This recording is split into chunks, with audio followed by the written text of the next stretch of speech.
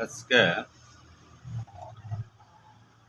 বাংলাদেশে ইন্ডিয়ান সমস্ত চ্যানেল চলে। তো বিষয় হচ্ছে যে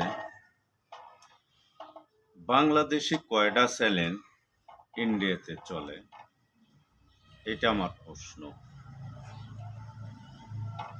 তো বাংলাদেশি চ্যানেল যখন ভারতের মাটিতে চলে না, আমার জানা মতে মনে হয় যে ওই যে একটা চ্যানেল বিটিভি চ্যানেল, এটা হয়তো চলে। তাইলে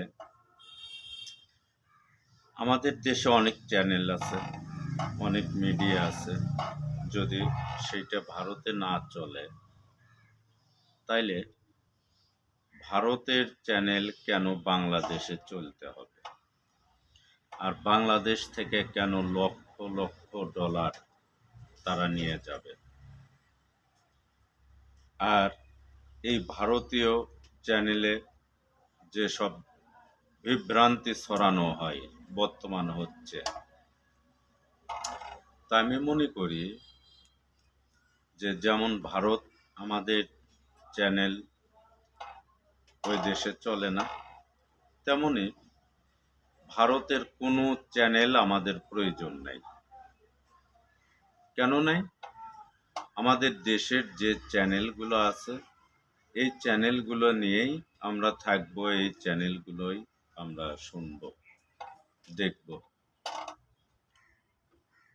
তাইলে আমাদের দেশে এই যে দেশ থেকে যে লক্ষ লক্ষ ডলার তারা নিয়ে যায়, কোটি কোটি ডলার নিয়ে যায়, এই টাকাটা আমাদের দেশে থাকবে, আমাদের দেশের উন্নয়ন হবে। আর এই যে ভুল প্রভাকাণ্ড ছড়ায়, তাইলে সেগুলিতে আমাদের বাঙালি জাতি বিভ্রান্তির শিকার হয়। তো এই সব বিভ্রান্তি থেকেও আমরা মুক্ত থাকব।